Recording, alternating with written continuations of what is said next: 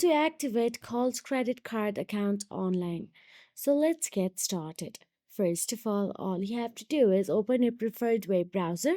Then in search address bar, simply type down activate Khol's credit card account and hit enter. And in the search address bars or the list, you will get to see Capital One's activation page and simply tap on it.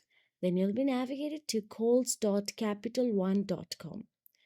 In there, all you have to do is tap on the enroll and activate now to begin the activation.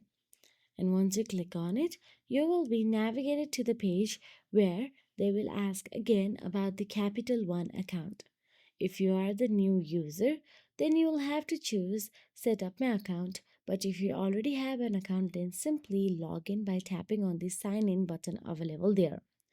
So since I do not have any account, so let me just tap on the set up my account option available there. And once you tap on the set up my account, you will be asked to fill out some personal information in order to create an account for Capital One. And that is it. If you found this video helpful, please like, share, and subscribe. And thank you so much for watching.